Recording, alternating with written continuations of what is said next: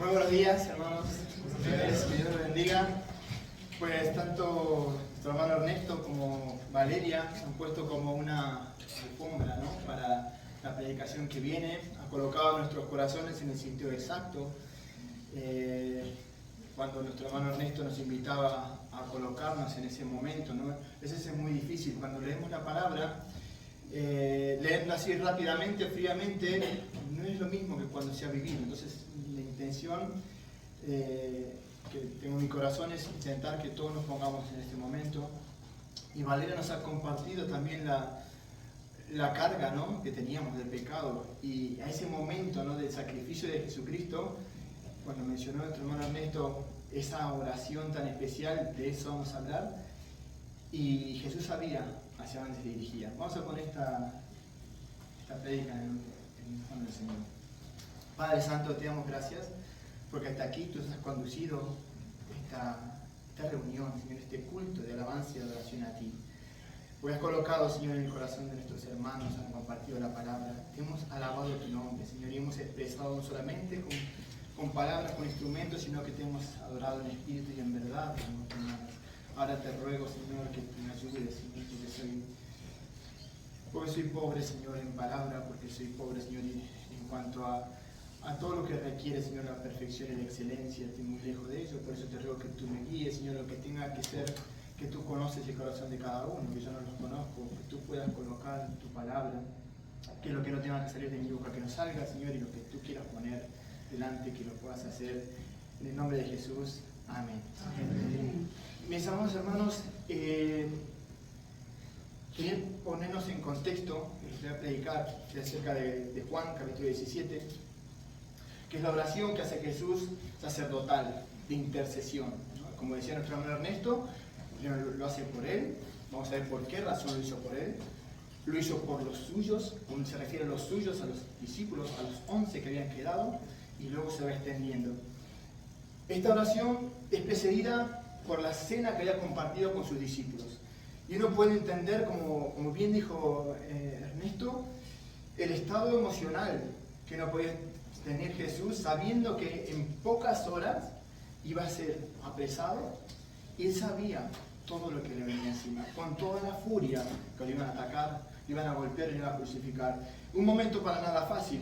Uno a veces le puede costar pensar que Jesús sea, como era, completamente humano, que él como que estaba por encima de todas las cosas, como que él, porque tenía tanta confianza en Dios, tanta paz, porque no lo sufríamos como nosotros.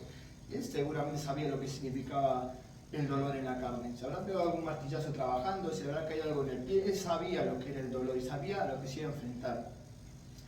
Pero a él no se le preocupaba el dolor físico y todas esas cosas. Y aquí vamos a ver de manifiesto qué era. Vamos a descubrir el corazón de Jesús, que Él lo abre de una manera extraordinaria en esta oración, como nunca ha tenido otra oración. Él ha manifestado alguna oración pública cuando resucitó a Lázaro, luego en Getsemaní, pero en esta ocasión especial hace una oración que es como cuando uno tiene una piedra en el agua y empieza a expandirse, expandirse, expandirse, y vamos a ver que llega desde ese tiempo hasta hoy mismo, y seguirá. Y vemos los capítulos antes, cómo él se preocupaba también por sus discípulos, porque no solamente él empezaba el camino hacia la cruz, sino que él sabía que esas personas que amaba tanto, que estaban con él 3 años y medio, que compartió día a día, que les enseñaba, ellos ahora sí van a tener que enfrentar algo terrible en sus vidas, persecuciones, golpes, hasta la muerte atroces que han tenido. Y él sabía que iban a ser enviados como ovejas en medio de lobos, y también era su preocupación.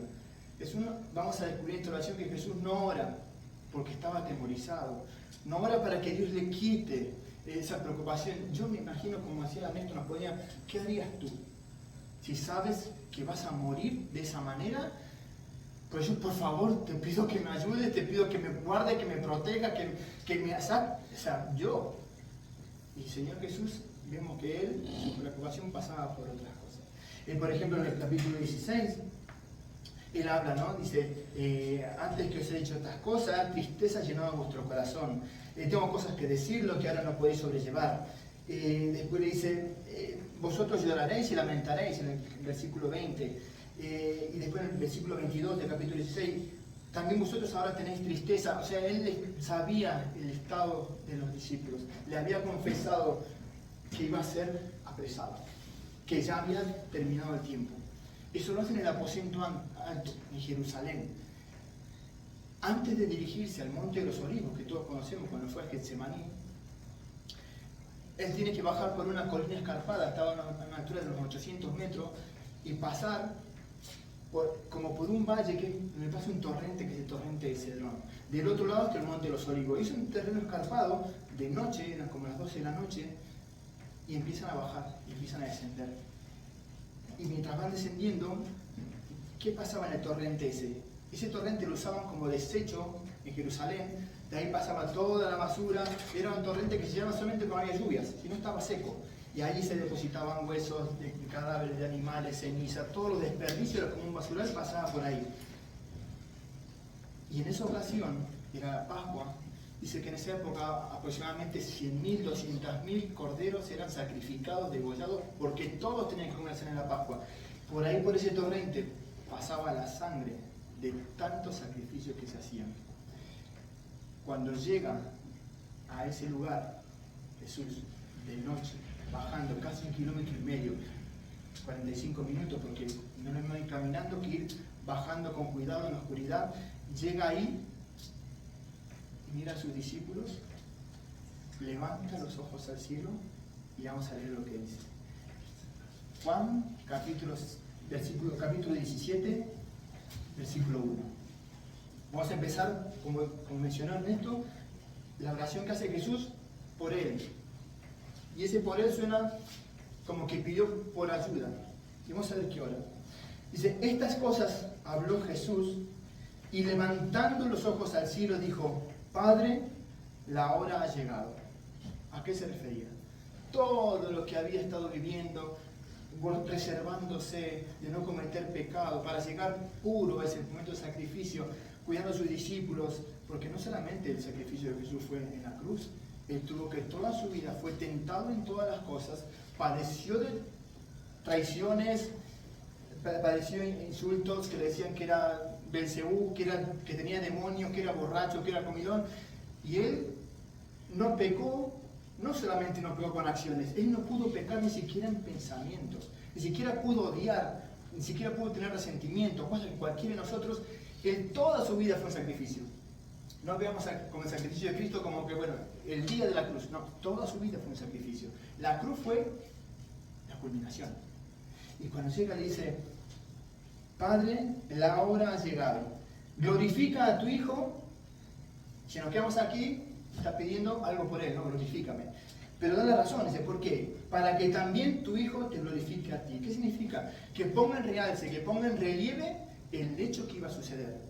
Que sea como esa cruz, ese momento de la cruz, como una luz, algo que brille para toda la humanidad. ¿Para qué? Para que el Padre sea glorificado. Si Jesús no hubiera llegado a la cruz, no hubiera sido glorificado el Padre.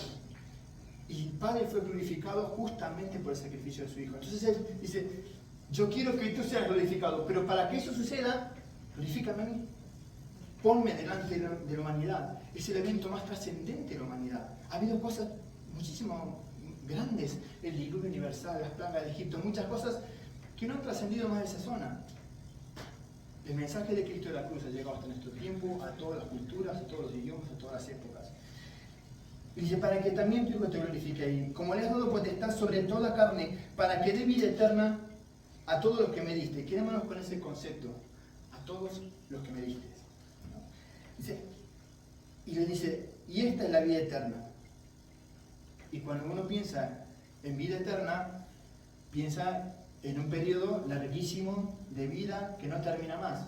5.000 años, 10.000 años, 1.000.000 de años. Y la vida eterna no es un periodo temporal, es un estado. Porque si la vida eterna es que te conozcan. Y eso se manifestó a sí mismo, yo soy la vida. Esa es la vida eterna. Que no es que nosotros alcanzamos la vida eterna después que morimos, sino que alcanzamos la vida eterna cuando nacemos. Pero no cuando nacemos de mamá y papá. Cuando nacemos de nuevo, a una nueva vida. Ahí empieza la vida eterna. ¿Por qué? ¿Qué es la vida eterna? Es comunión íntima, personal con Dios. Es un estado del alma óptimo, que como decía nuestro hermano, que trasciende nuestras circunstancias. Como Jesús no nos vino a dar todo lo que necesitamos, pero sí nos va a venir a ayudar a atravesar todo lo que tengamos en nuestra vida. Y tener vida eterna y tener la seguridad y la garantía de que nadie nos la va a quitar. Dice, yo te he glorificado en la tierra, he acabado la obra que me diste que hiciese. Jesús en un momento empieza a orar en un momento temporal y por un pequeño círculo. Y luego se va a ir extendiendo a todos los demás. Dice, yo te he glorificado en la tierra, que he acabado la obra que me diste que hiciese. Dice, ahora pues, Padre, glorifícame al lado tuyo, con aquella gloria que tuve contigo antes que el mundo fuese. Jesús está declarando aquí que Él no era una persona que tenía que cumplir esta obra para que tener como premio una glorificación, sino que Él ya era glorificado con el Padre. Y Él tenía que volver a ese estado natural de Él, junto con el Padre y el Espíritu Santo. Entonces Él no está pidiendo ni nada para Él. Lo que ha pedido para Él es como cuando yo le puedo pedir a Dios, Dios, ayúdame, quiero ayudar a esta persona, pero para que esta persona sepa el amor que tú has puesto en mi corazón. Y quiero que la gloria de lo que yo hago te glorifique a ti. Por esa razón Jesús pide al Padre, glorifícame para que yo te glorifique. Y cuando vamos avanzando, cuando menciona nuestro hermano en el versículo del 6 al 19, dice, he manifestado tu nombre a los hombres que del mundo me diste. Tuyos eran y me los diste. Se estaba refiriendo específicamente a oración por sus discípulos. Empieza a orar por él para glorificar al Padre, amplía el círculo y mira a sus discípulos y ora por ellos. Sabía a lo que se iban a enfrentar y sabía la misión que iban a tener todo el resto de su vida. Y dice, he manifestado tu nombre a los hombres del mundo que me diste. Tuyos eras y me lo diste. Y vemos qué características tenían los suyos. ¿Por qué eran los suyos? Y dice, porque han guardado tu palabra. Una característica de alguien que es suyo, que alguien es de Cristo, es que ha guardado su palabra, que ha creído en su palabra.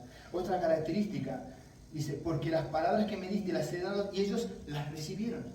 Las recibieron no auditivamente, las recibieron y la incorporaron a su vida. Y empezaron a vivir conforme a esa palabra. Entonces vemos otra característica de quiénes son los suyos, para que yo tengo que detectarme. Yo soy uno de los suyos. O sea, yo pregunto estas características. Yo he guardado la palabra, toda la palabra. Yo he recibido la palabra. Continúa.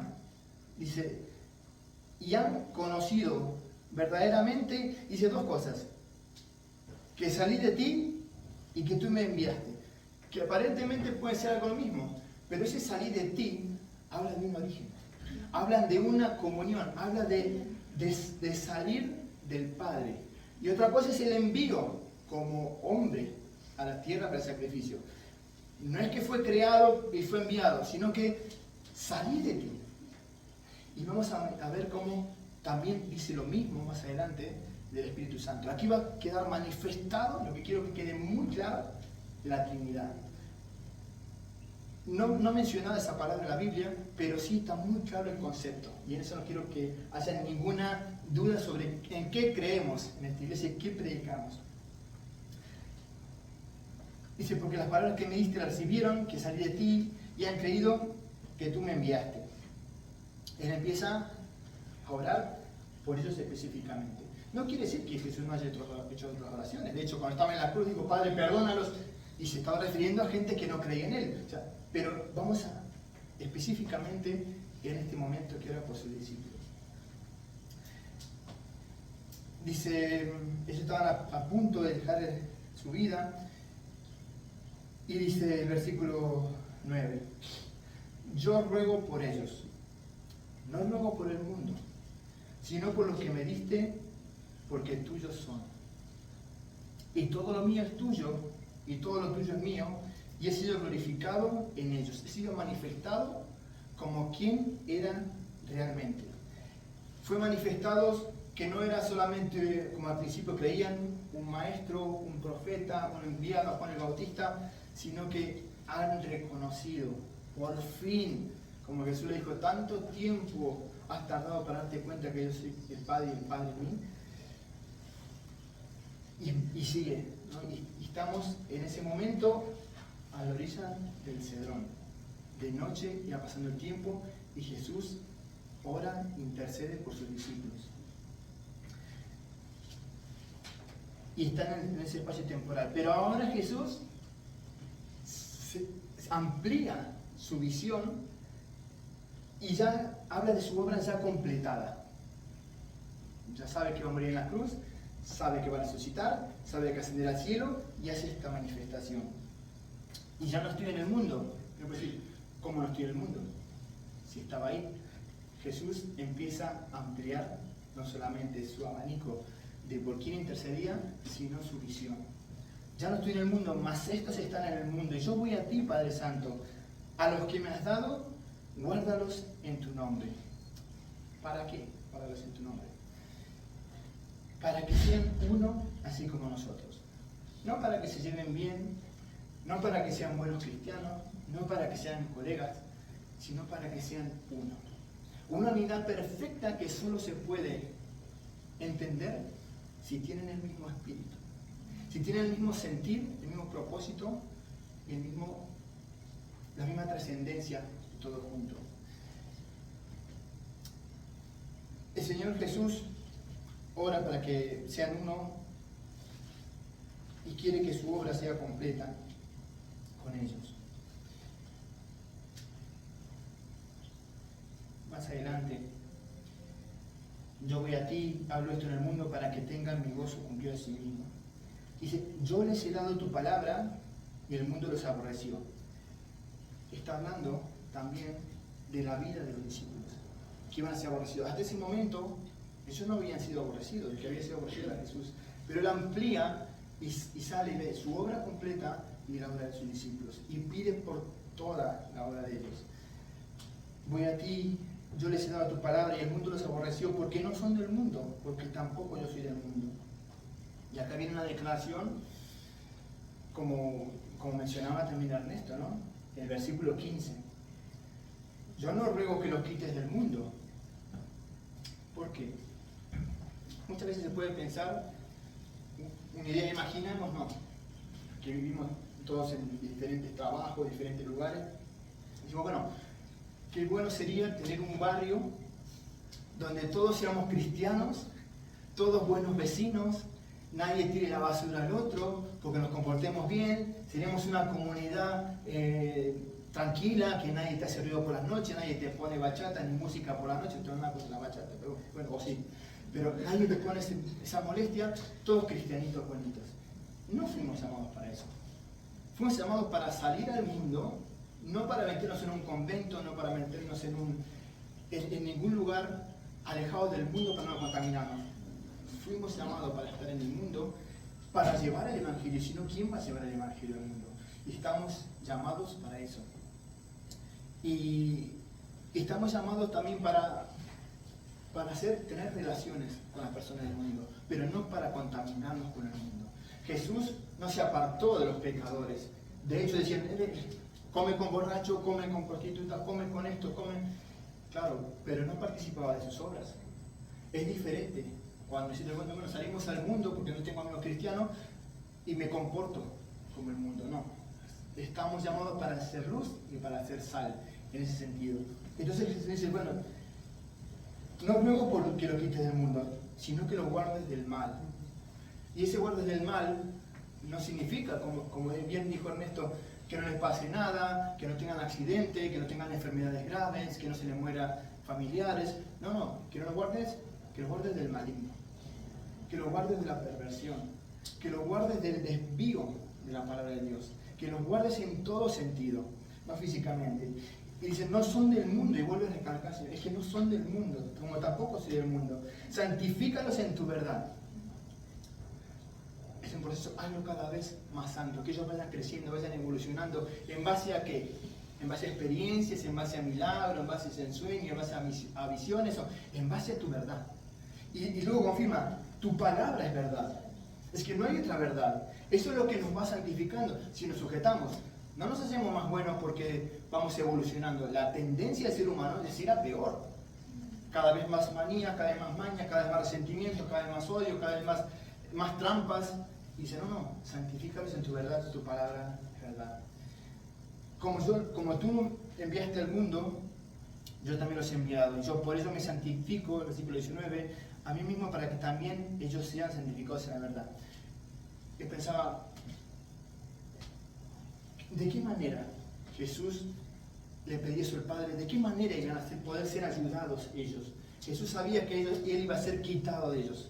Y ellos iban a ir por su cuenta y sabía que como hombres, con sus debilidades, con sus defectos, con sus temores, con todas esas cosas, no iban a poder llevar adelante esa obra, el envío. Era imposible. Entonces ahí vamos para atrás y vemos en Juan, en el capítulo 16, porque todo tiene un contexto, y habla del envío del Espíritu Santo, que iba a estar con ellos, iba a estar en ellos, lo iba a llevar a toda verdad, iba a ser la fuerza que iban a tener y les iba a recordar todas las cosas. Esa es la ayuda que cualquier creyente, cualquier cristiano que quiera caminar en santidad necesita el Espíritu Santo. No hay forma.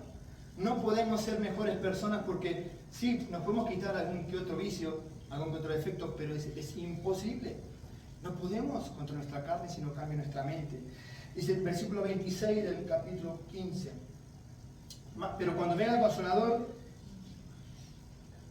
vamos a ir antes. El capítulo 14, versículo 15. Perdona María Jesús y te vuelvo a leer. Si me amad, guardad mis mandamientos. Dice, y yo rogaré al Padre. ¿Quién va a rogar al Padre? ¿Quién va a rogar? Jesús. Al Padre, ¿no? A ver, ¿qué le va a rogar? Al Padre. Y os dará otro Consolador. ¿Quién os dará otro Consolador? El Padre. O sea, Jesús va a pedirle al Padre que envíe un Consolador, que es el Espíritu Santo, que esté con vosotros para siempre. Y habla sobre qué característica tiene. El Espíritu de verdad, al cual el mundo no puede recibir, porque no le ve ni le conoce. Pero vosotros le conocéis porque muere en vosotros y estará con vosotros. Entonces está hablando de que el Espíritu Santo iba a venir a ellos. Y el versículo 18 dice, no os dejaré huérfanos, vendré a vosotros. O sea, ¿quién vendría a vosotros? El Espíritu Santo. Se identifica con el Espíritu Santo. Porque no son dos cosas diferentes. El Padre, el Hijo y el Espíritu Santo.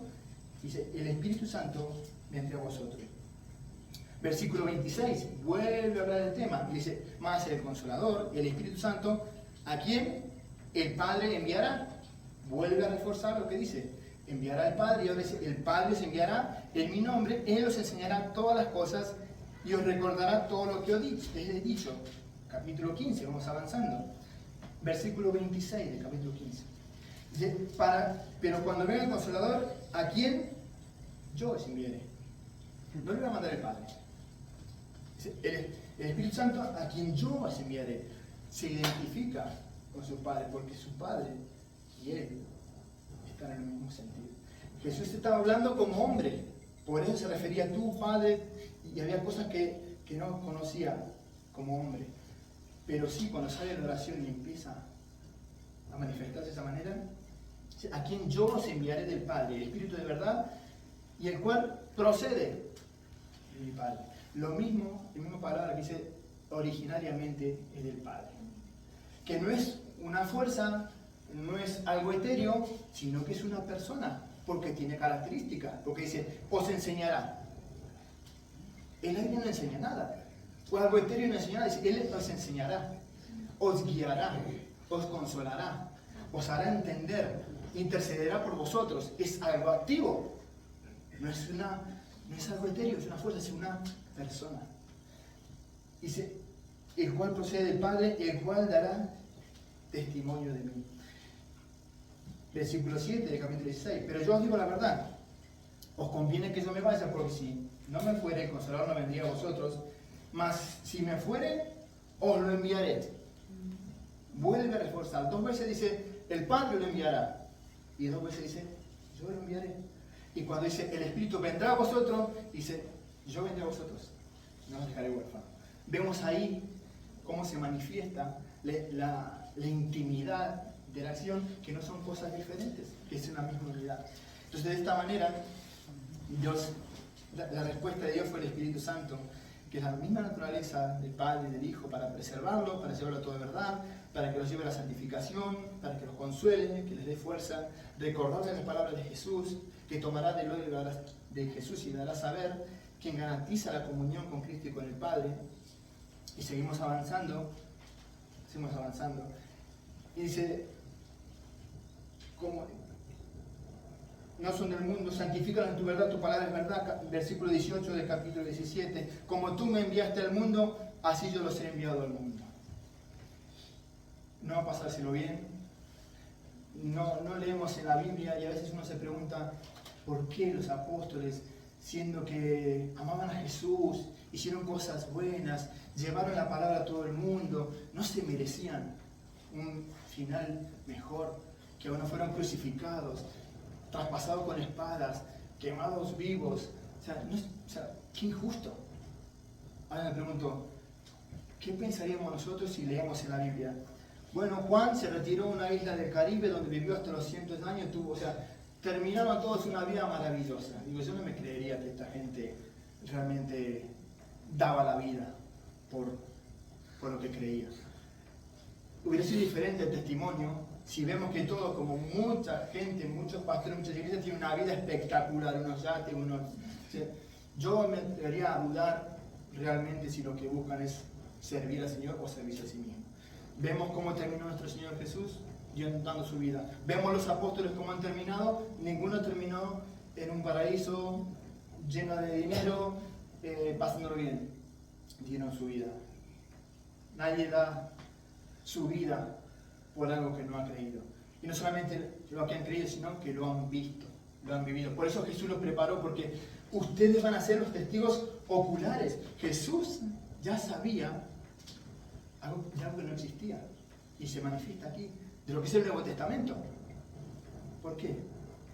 Versículo 20. Mas no ruego solamente por estos. Vamos ampliando, ¿no? Ora por él, ora por sus discípulos y ahora ora por ti, ora por mí.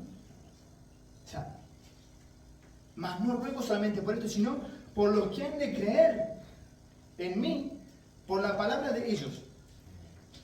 Si ellos hubieran sido pregoneros de ese tiempo, hubiera quedado así, no hubiera llegado 2000 años antes. Ellos dejaron sus cartas, dejaron su testimonio, dejaron con su vida marcado con sangre lo que hoy tenemos aquí. La Biblia es el libro, sabemos que es el más vendido del mundo, traducido en más cantidad de idiomas. Dentro de la Biblia, el Nuevo Testamento, se han imprimidos más libros que la propia Biblia completa. O sea que la palabra de los apóstoles ha trascendido más que ningún otro libro en el mundo. Y Jesús ya lo sabía. Porque nosotros hemos creído por la palabra de quién? De Zacarías, de Jeremías. No, por la palabra del Evangelio. Si ellos no hubieran dejado escrito lo que ocurrió, ¿cómo nos hubiéramos enterado de la cruz? ¿Cómo nos hubiéramos enterado de lo que hizo Cristo? ¿Cómo nos hubiéramos enterado de lo que era el Evangelio? Porque si la Biblia se hubiera terminado en Malaquías, ahí terminó, bueno, va a venir un Mesías. Estaríamos matando cabras todavía. Estaríamos apedreando adúlteras. O sea, estaríamos igual, como hay algunas religiones que lo siguen haciendo, porque no creen en esto. Entonces, Jesús sabe que muchos iban a creer por la palabra de esto. Y como dijo Ernesto también, me gustó mucho lo que participaste, hermano, que dice, bueno, el que te invitó a ti es producto de esa oración de Jesús aquella noche antes de su muerte a la orilla del Cedrón, antes de cruzando el Cedrón, que es como un barranco, pasaban por la parte más cómoda, estaba el Monte de los Olivos, donde Jesús iba a estar 3 o 4 horas orando intensamente. Sabemos el estado emocional de Jesús, porque no es que se sintió mal cuando llegó al monte, ya lo traía. El estado emocional intenso que tenía y su preocupación por glorificar a su Padre, por cuidar a los suyos y para que los que íbamos a creer por Él. Luego por los que han de creer por la palabra de ellos. ¿Y qué pide? Para los que íbamos a creer por la palabra de ellos. Exactamente lo mismo. que seamos uno.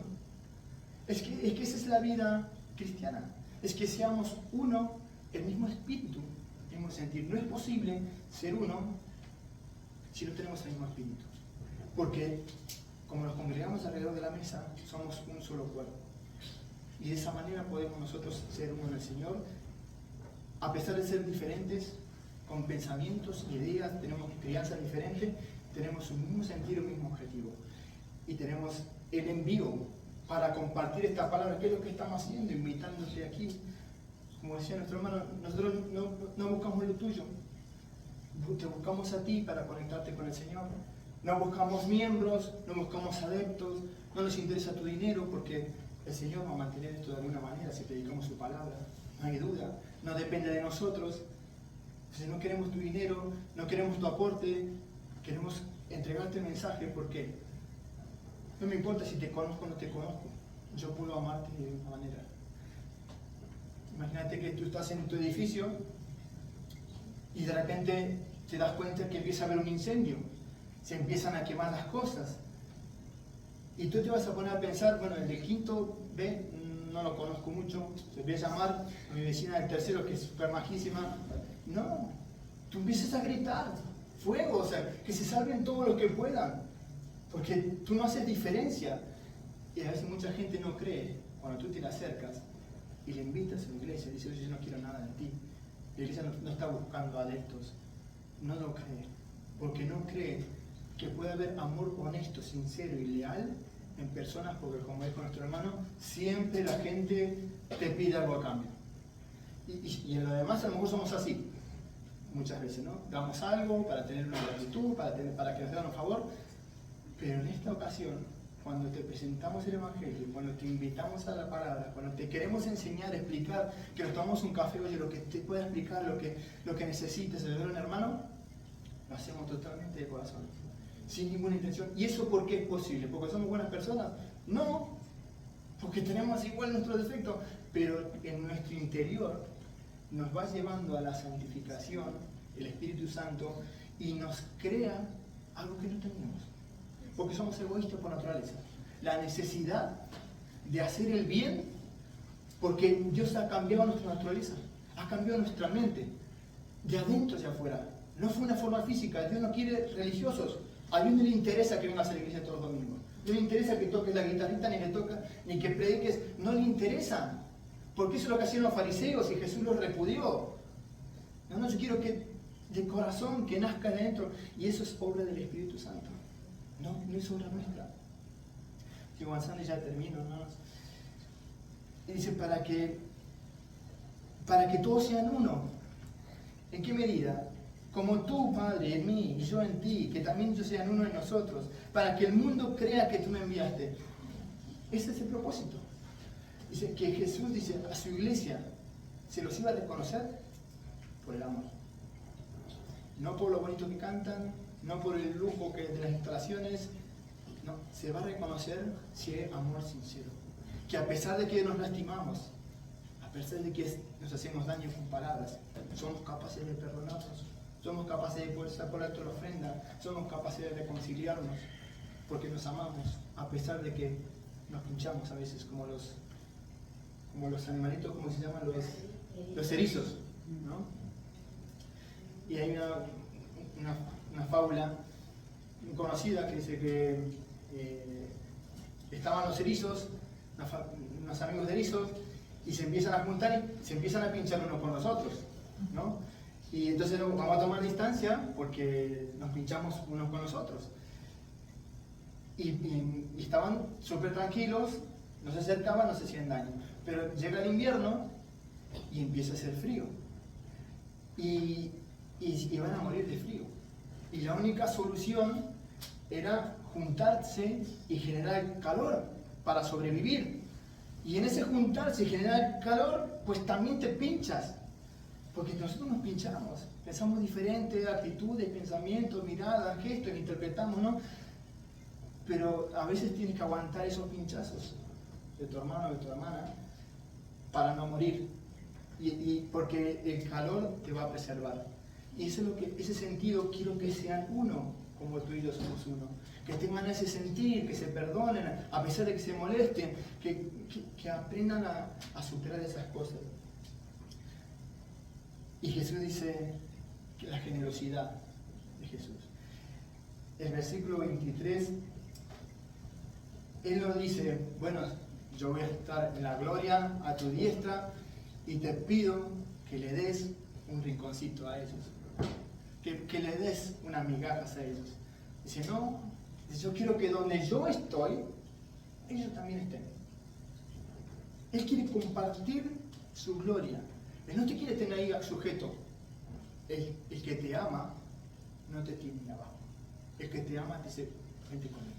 Entonces, la gloria que me diste, yo les he dado para que sean uno así como nosotros somos uno.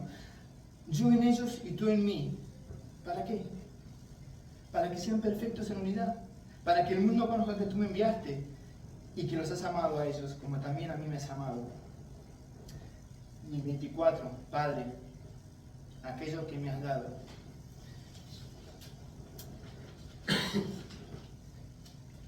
¿Quiénes son los que les has dado? Aquellos que han recibido, aquellos que han creído, aquellos que han guardado su palabra, aquellos que viven en santidad, ellos son. Y tú puedes ser uno de los que habla aquí, de los que le has dado. Pero también tenemos la libertad de rechazar ese llamado. Tenemos la libertad de decirle que no. Que hay gente que es capaz de rechazar un amor tan grande.